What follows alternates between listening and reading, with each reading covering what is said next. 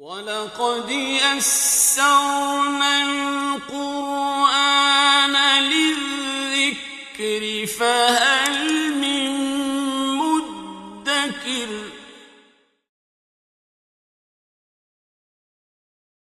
بسم اللہ الرحمن الرحیم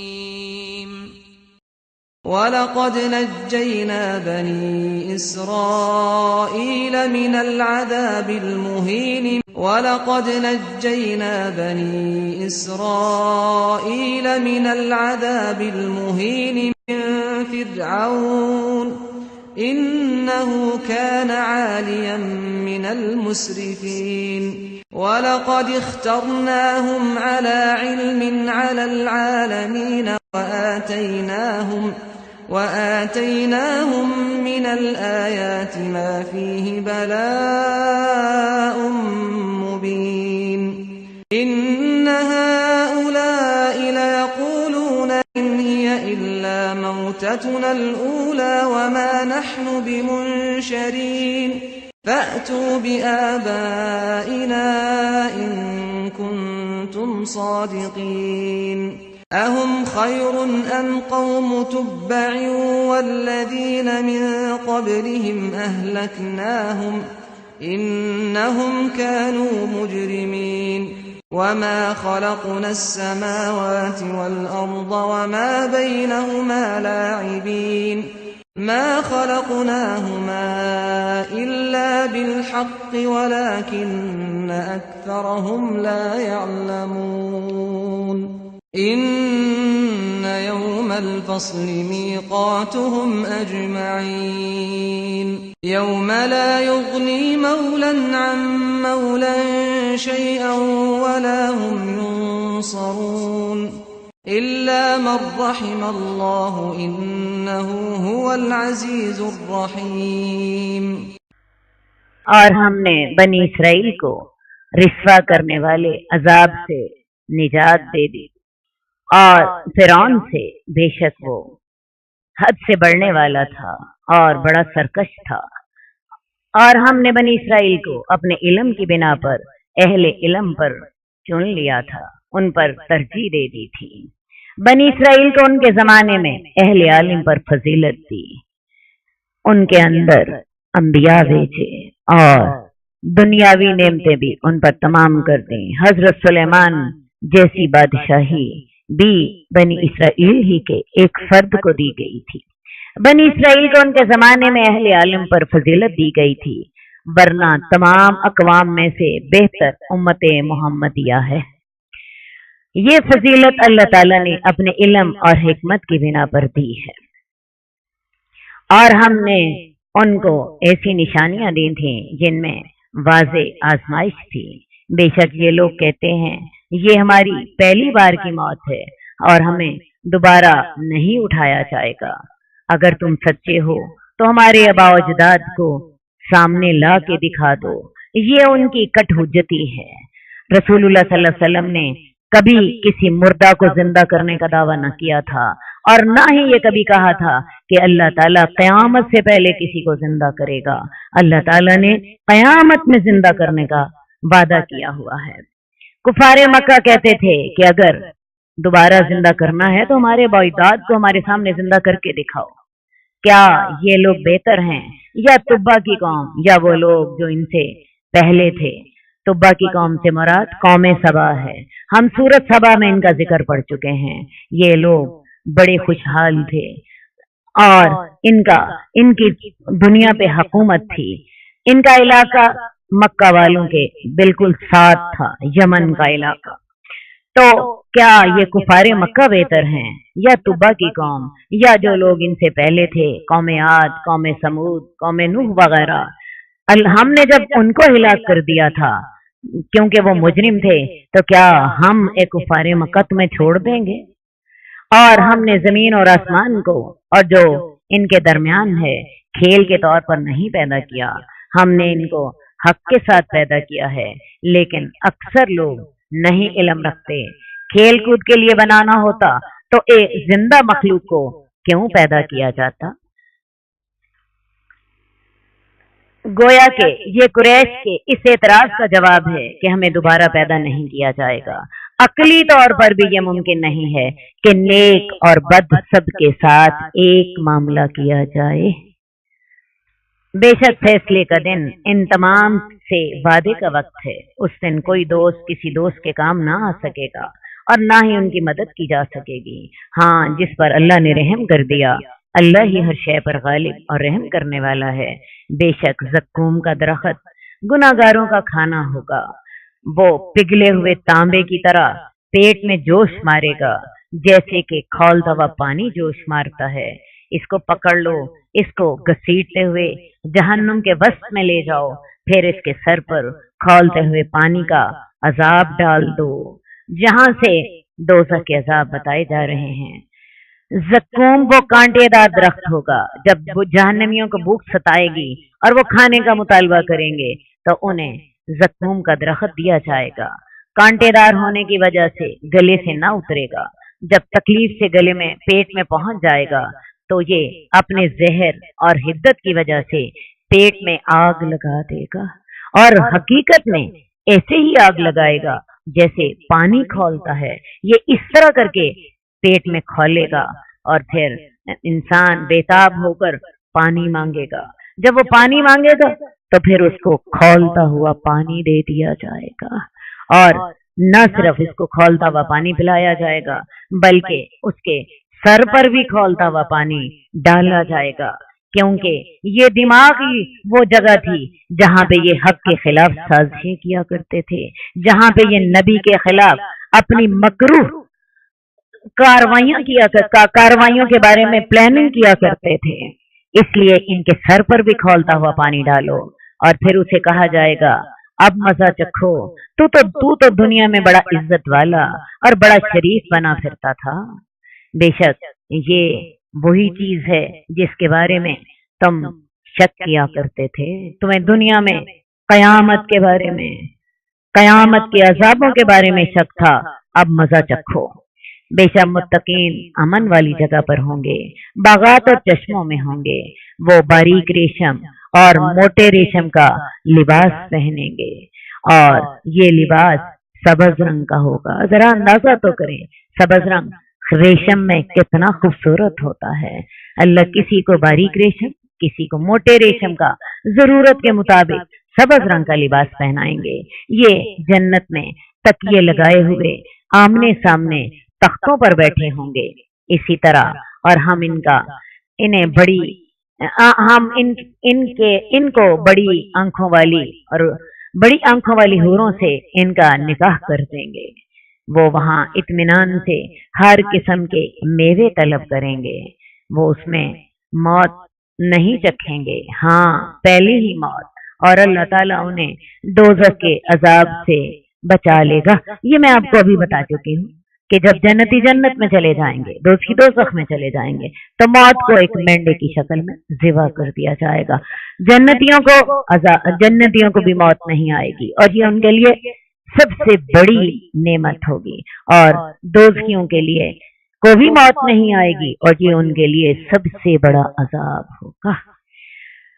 وہ اس میں موت نہیں چکھیں گے، ہاں پہلی موت، اور اللہ تعالیٰ انہیں دوزخ کے عذاب سے بچا لے گا۔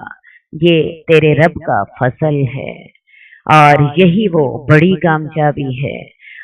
اب بے شک ہم نے اس قرآن کو آپ کی زبان میں آسان کر دیا ہے تاکہ لوگ نصیحت حاصل کریں، تو آپ بھی انتظار کیجئے، وہ بھی انتظار کرنے والے ہیں۔ بسم اللہ الرحمن الرحیم۔ ہم سورہ جاسیہ کا آغاز کر رہے ہیں۔ حامیم تنزیل الکتاب من اللہ العزیز الحکیم ان فی السماوات والارض لآیات للمؤمنین۔ یہ کتاب اللہ کی طرف سے نازل ہوئی ہے، وہ اللہ جو بڑا زبردست اور بڑا حکمت والا ہے۔ یہ کلام ایسے سخت طاقتور اور قدرت رکھنے والے کی جانب سے نازل ہوا ہے جس کے فیصلے بدلنے کی کوئی طاقت نہیں رکھتا۔ اس کے علاوہ وہ ایسا حکمت والا بھی ہے کہ ایسا نہیں ہو سکتا کہ کوئی فیصلہ بعد میں اسے خود ہی تبدیل کرنا پڑے۔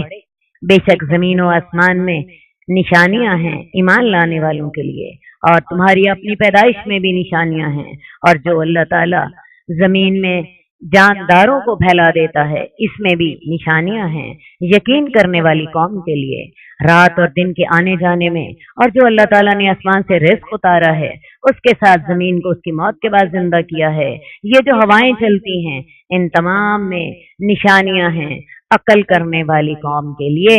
اگر کوئی شخص نشانی دیکھنا چاہتا ہے تو کائنات میں ایک ذرے کو دیکھ لے، ایک دانے کو دیکھ لے، ایک دانہ اگتا ہے، پوری کائنات کی تمام قوتیں ملتی ہیں تو تب ایک دانہ جو ہے وہ اگ پاتا ہے۔ تو اس کائنات کا ایک ایک ذرہ، یہ زمین، یہ آسمان، یہ سورج، یہ چاند، یہ چپ چوپائے، یہ ہوائیں، یہ دن، یہ رات، یہ تمام نشانیاں ہیں اس بات کی کہ اس کائنات کے اوپر ایک ہستی کا کنٹرول ہے، اور وہ ہستی ان تمام سے زیادہ طاقتور ہے، جو ان کی خالق ہے، جو ان کا اب بھی انتظام سنبھال رہی ہے۔ تو اس نے زمین کو اس کی موت کے بعد زندہ کیا، اور ہواؤں کے چلنے میں بھی نشانیاں ہیں عقل کرنے والی قوم کے لیے۔ یہ اللہ کی نشانیاں ہیں، ہم ان کو آپ پر حق کے ساتھ پڑھتے ہیں، اور ان تمام باتوں کے بعد اور اللہ تعالیٰ کی نشانیوں کے بعد وہ کس چیز پر ایمان لائیں گے؟ اگر قبول حق کا مسئلہ صرف نشانیوں ہی کی وجہ سے ہوتا تو یہ نشانیاں کیا کم ہیں؟ یہ نشانیاں، یہ دن رات، سورج چاند، ہواؤں کا چلنا، یہ دانے کا اگنا، یہ چوپائے جو اللہ تعالیٰ نے زمین میں پھیلائے ہیں، یہ کیا کم نشانیاں ہیں؟ اصل بات یہ ہے کہ انسان حق کو قبول کرتا ہے اپنے دل کی تڑپ کے ساتھ۔ انسان کو قبول حق سے اس کا نفس روک دیتا ہے، اس کا تکبر روک دیتا ہے، اس کی ضد اور اس کی ہٹ درمی روک دیتی ہے۔ ورنہ اگر کوئی شخص حق قبول کرتا ہے تو زمین میں چاروں طرف نشانیاں بکھری ہوئی ہیں، تباہی ہے ہر جھوٹ بولنے والے گناہگار کے لیے جو اللہ کی آیات کو سنتا ہے، جو اس پر پڑھی جاتی ہیں اور پھر ازراہ تکبر اپنی بات پر اڑ جاتا ہے، گویا کہ اس نے اسے سنا ہی نہیں تھا۔ اسے المناک عذاب کی بشارت دے دو، اور جب وہ ہماری آیات میں سے کچھ سمجھ لیتا ہے تو اس کا مذاق اڑاتا ہے۔ ایسے لوگ، ان کے لیے ذلیل کرنے والا عذاب ہے۔ ان بدبختوں کا طریقہ یہ ہے کہ اول تو قرآن آیات کو سنتے نہیں، دوسروں کو بھی سنتے سے روکتے ہیں، ظاہر یہ کرتے ہیں کہ ہم نے کچھ بھی نہیں سنا، اور اگر ان کے کانوں میں کبھی اللہ کا کلام پڑتا بھی ہے تو ہمیشہ اعتراض کرنے کے لیے اور تنگ کرنے کے بہانے تلاش کرتے رہتے ہیں، جیسے ابو جہل نے زقوم کے درخت کو مزاق کا بہانہ بنا لیا۔ اور جب یہ آیت نازل ہوئی کہ جہنم پہ 19 دروغے مقرر ہیں تو ایک پہلوان صاحب کہنے لگے 18 کو تو میں اکیلا سنبھالوں گا، ایک کو تم نہیں سنبھال سکتے۔ جب وہ ہماری آیات میں سے کچھ جان لیتا ہے اس کا مذاق اڑا دیتا ہے۔ ایسے لوگوں کے لیے رسوا کرنے والا عذاب ہے، ان کے پیچھے جہنم ہے، اور انہوں نے دنیا میں جو کمایا وہ اس دن ان کے کچھ کام نہ آئے گا، اور نہ ہی وہ جنہیں انہوں نے اللہ کے سوا معبود بنایا تھا وہ بھی ان کے کام نہ آئیں گے، اور ان کے لیے بہت بڑا عذاب ہوگا۔ یہ ہدایت ہے، اور وہ لوگ جنہوں نے اپنی رب کی آیات کے ساتھ کفر کیا ان کے لیے بلا کا المناک عذاب ہوگا۔ اللہ وہ ذات ہے جس نے سمندر کو تمہارے لیے مسخر کر دیا تاکہ اس میں اللہ کے حکم سے کشتی چلتی رہے، اور تاکہ تم اللہ کا فضل تلاش کرو، اور تاکہ تم اللہ کا شکر کرو۔ اور اللہ تعالیٰ نے تمہاری جو زمین اور آسمان میں ہے وہ سب کچھ مسخر کر دیا۔ اس بات میں بھی غور و فکر کرنے والوں کے لیے نشانیاں ہیں۔ کائنات کی ہر چیز کو حضرت انسان اپنی خدمت میں لے آتے ہیں، کچھ کو کھا لیتے ہیں، کچھ کو جسم پہ پہن لیتے ہیں، اور کچھ نہیں تو کسی کو اپنے مکان اور اپنی سڑکیں بنانے کے لیے استعمال کر لیتے ہیں۔ آپ ذرا کائنات کی چیزوں پہ نظر دوڑا کے دیکھیے، ہر چیز انسان کی خدمت میں لگی ہوئی ہے۔ جاندار پھلوں کی گٹھلیاں اور چارہ کھاتے ہیں، اور انسان کے لیے دودھ، گوشت اور انڈے جیسی خوراک، بہترین خوراک پیدا کرتے ہیں۔ इंसान उसे इस्तेमाल करता है। इसी तरह कायनात की कोई भी चीज देख लीजिए, हर शख्स इंसान के हर चीज इंसान की खिदमत में लगी हुई है। क्या हर चीज पुकार पुकार के नहीं कह रहे हैं कि एक बहुत बड़ी हस्ती ने बड़ी हिकमत के साथ इस दुनिया को प्लान किया है और इस दुनिया को इंसान के लिए बनाया है, और वो हस्ती इस दुनिया में जब इतने एहतमाम के साथ एक कायनात सजाती है तो वो लाजमन इसको अंजाम को भी पहुंचाएगी और लोगों का हिसाब किताब भी जरूर लेगी। और अल्लाह ताला ने तुम्हारे लिए जमीन और आसमान और उनके दरमियान हर चीज को मुसख्खर कर दिया है। इस बात में निशानियां हैं गौर और फिक्र करने वाली कौम के लिए।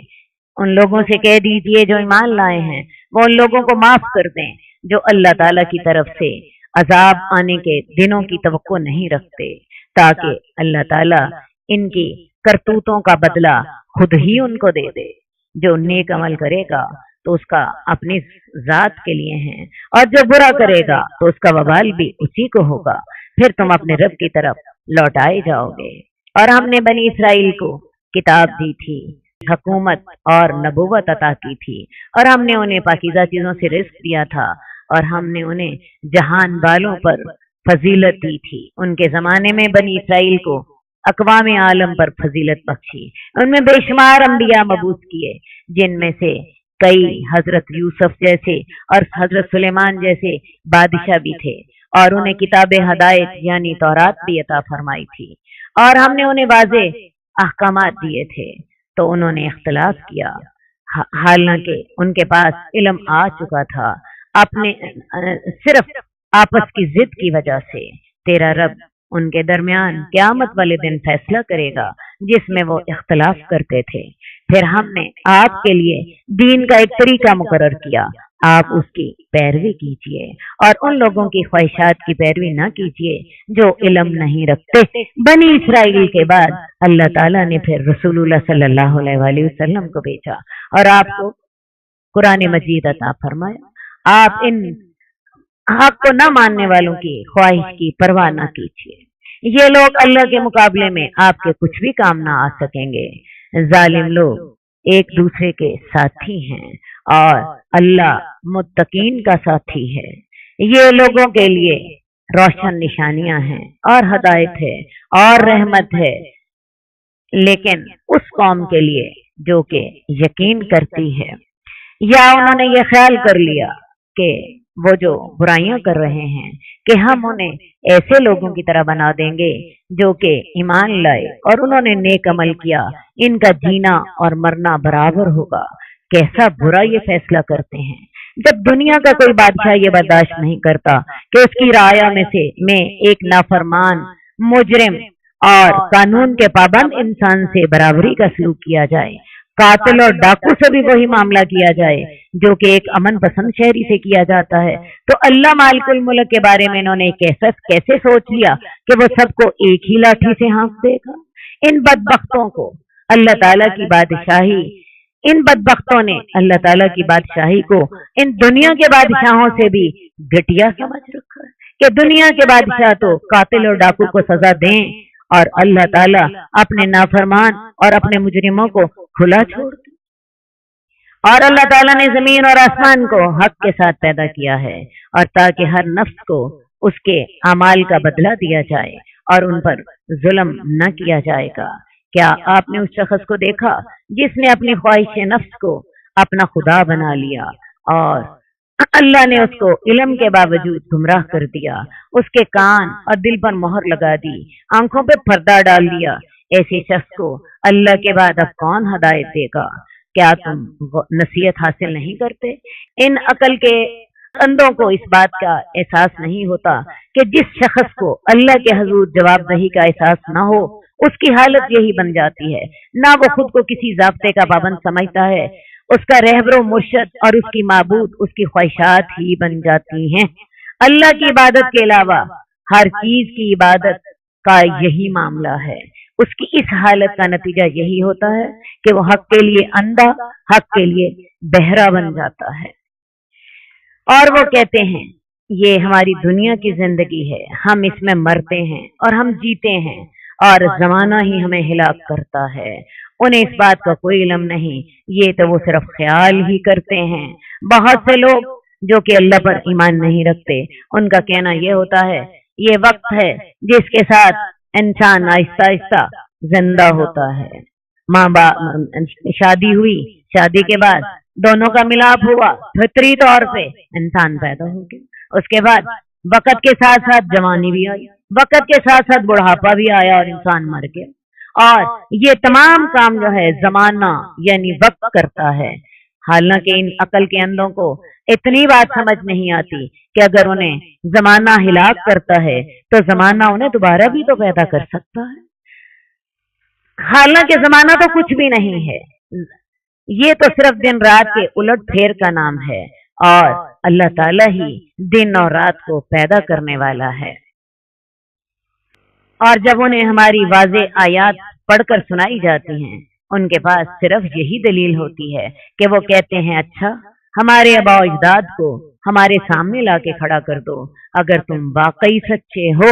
حالانکہ ہم ابھی پڑھ کر آ چکے ہیں، اللہ تعالیٰ نے یہ کبھی بھی وعدہ نہیں کیا تھا کہ میں اس دنیا میں تمہارے آباء و اجداد کو زندہ کروں گا، اور نہ ہی کبھی رسول اللہ صلی اللہ علیہ وسلم نے یہ دعویٰ کیا تھا۔ اللہ تعالیٰ نے ہم سے جو وعدہ کیا ہے وہ یہ ہے کہ ایک اللہ تعالیٰ نیا عالم لائیں گے، اس عالم کا نام عالم قیامت ہوگا، اور اس عالم قیامت میں تمام بنو نو انسان میں سے ہر ایک کو دوبارہ زندہ کیا جائے گا۔ وہ کہتے ہیں اچھا پھر اگر تم اپنی باتوں میں سچے ہو تو ہمارے آباء و اجداد کو ہمیں زندہ کر کے ہمارے سامنے لے آؤ۔ ان سے کہہ دو اللہ تمہیں زندہ کرے گا پھر تمہیں مارے گا، اللہ تمہیں زندہ کرتا ہے، اللہ تمہیں مارتا ہے، پھر وہ تمہیں قیامت کے دن جمع کرے گا جس میں کوئی شک نہیں۔ لیکن اکثر لوگ علم نہیں رکھتے، اور اللہ ہی کے لیے زمین اور آسمان کی بادشاہی ہے، اور جس دن قیامت کھڑی ہوگی، قائم ہوگی، اس دن جھوٹے لوگ خسارے میں ہوں گے، کیونکہ ایسا نہیں ہو سکتا کہ دوبارہ جی اٹھنے کے بعد انہیں دوبارہ عمل کرنے کی مہلت مل جائے، بلکہ تب تو جزا اور سزا کا عمل جاری ہو جائے گا۔ اور آپ دیکھیں گے کہ ہر گروہ اپنے گھٹنوں کے بل پڑا ہوا ہوگا، ہر گروہ کو اس کے اعمال نامے کی طرف بلایا جائے گا۔ آج تمہیں ان عملوں کا بدلہ دیا جائے گا جو تم دنیا میں کرتے رہے تھے، یہ ہمارا اعمال نامہ ہے جو تم پر حق کے مطابق بولتا ہے، ہم لکھواتے جاتے تھے جو تم عمل کرتے تھے۔ انسان غافل ہوتا ہے اپنی کرتوتوں سے، اپنے اعمال سے، اپنی زبان کے الفاظ سے، لیکن وہ اللہ غافل نہیں ہے۔ اس نے ایسا انتظام کر رکھا ہے کہ ہم بولتے بعد میں ہیں، اللہ نے لکھنے کے لیے پہلے 2 فرشتوں کا انتظام کر رکھا ہوتا ہے، اور ان 2 فرشتوں میں سے بھی ایک فرشتے کی ذمہ داری لگا رکھی ہے کہ اگر نیک عمل ہوں گے تو تم دائیں طرف والے فرشتے نے لکھنا ہے، اور اگر برے عمل ہوں گے تو بائیں طرف والے فرشتے نے لکھنا ہے۔ اور نہ صرف اللہ تعالیٰ نے یہ لکھنے کا انتظام کر رکھا ہے، بلکہ اللہ تعالیٰ نے ہر چیز لوح محفوظ میں ریکارڈ بھی کر رکھی ہے۔ انسان سو رہا ہے، انسان غافل ہے، وہ رب غافل نہیں ہے۔ ذرا اندازہ کیجئے اللہ تعالیٰ نے اس قیامت لانے کے لیے کتنے انتظامات کر رکھے ہیں۔ یہ ہمارا اعمال نامہ ہے جو تمہیں حق کے مطابق بول کر بتائے گا۔ ہم لکھواتے جاتے تھے جو تم عمل کرتے تھے، تو جو لوگ ایمان لائے اور انہوں نے نیک عمل کیے تو ان کو ان کا رب اپنی رحمت میں داخل کرے گا۔ یہی وہ واضح کامیابی ہے۔ ایمان کے ساتھ عمل صالح کا ہونا لازمی ہے۔ میری قوم نے یہ سمجھ لیا کہ شاید ہم لا الہ الا اللہ کہہ دیں تو ہم چھوڑ دیے جائیں گے۔ ایمان عمل صالح کے بغیر کچھ بھی نہیں ہے، بلکہ جب انسان اللہ پہ یقین کرتا ہے تو اس کا یقین ہی اس سے تقاضا کرتا ہے کہ وہ اس پر اپنے یقین کے مطابق وہ عمل بھی کرے، تو ان کا رب انہیں اپنی رحمت میں داخل کرے گا۔ یہی وہ واضح کامیابی ہے۔ اور جن لوگوں نے کفر کیا، کیا تمہیں میری آیات پڑھ کر نہیں سنائی جاتی تھی؟ تم اس وقت تکبر کرتے تھے اور تم مجرم قوم تھے۔ اور جب کہا جاتا ہے کہ اللہ کا وعدہ سچا ہے اور قیامت میں کوئی شک نہیں، تو تم اس وقت کہتے ہو ہم نہیں جانتے وہ قیامت کیا چیز ہے، ہم تو ایک خیال کرتے ہیں اور ہم اس قیامت پر یقین نہیں کرتے۔ اور جب وہ قیامت کو دیکھ لیں گے، یہ تو ان کے دنیا کا معاملہ بتایا گیا، لیکن جب وہ قیامت کو دیکھ لیں گے اور ان کے واضح ہو جائے گی ان کے لیے برائی جو انہوں نے عمل کیا تھا، اور ان کو وہی چیز گھیر لے گی جس قیامت کا وہ مذاق اڑایا کرتے تھے، اور اس دن کہہ دیا جائے گا آج ہم تمہیں بلا دیں گے جیسے تم نے ہماری اس دن کی ملاقات کو قیامت کو بلا دیا تھا۔ آج تمہارا ٹھکانہ آگ ہے اور آج تمہارا کوئی مددگار نہیں۔ یہ اس وجہ سے تمہیں انجام دکھایا جا رہا ہے کیونکہ تم اللہ کی آیات کا مذاق اڑایا کرتے تھے، اور تمہیں دنیا کی زندگی نے دھوکہ دے رکھا تھا۔ دنیا کی زندگی نے تو ہمیں بھی بہت دھوکہ دے رکھا ہے، صبح سے لے کے رات تک، رات سے لے کے صبح تک دنیا دنیا اور یہ دنیا ہمیں اللہ کے بارے میں سوچنے سے بھی روک دیتی ہے، اللہ کی عبادت کرنے سے بھی روک دیتی ہے، اور یہ دنیا ہماری آنکھیں، اس دنیا کی محبت کا ہماری آنکھوں پہ ایسا پردہ پڑا ہے کہ یہ پردہ تب ہی اترتا ہے جب غیب کے پردے ہٹ جاتے ہیں، جب موت سامنے آ جاتی ہے۔ یہ اس وجہ سے تمہیں انجام دکھایا جا رہا ہے کہ تم اللہ کی آیات کا مذاق اڑاتے تھے اور تمہیں دنیا کی زندگی نے دھوکہ دے دیا تھا۔ آج کے دن نہ تو ان کو جہنم سے نکالا جائے گا اور نہ ان سے یہ کہا جائے گا کہ تم اللہ کے حضور معذرت کر لو۔ تو اللہ ہی کے لیے تمام تعریفیں ہیں، وہ آسمان و زمین کا رب ہے اور تمام جہانوں کا رب ہے، اسی کے لیے زمین و آسمان میں کبریائی ہے اور وہ زبردست اور حکمت والا ہے۔ حضرت ابو ہریرہ سے روایت ہے، انہوں نے فرمایا کہ اللہ تعالیٰ نے فرمایا کبریائی میری چادر ہے، عظمت میرا اظہار بند ہے، چنانچہ جو شخص ان دونوں میں سے کسی چیز کو مجھ سے کھینچنے کی کوشش کرے گا میں اسے اٹھا کر آگ میں پھینک دوں گا۔ تو کبریائی صرف اللہ کو روا ہے۔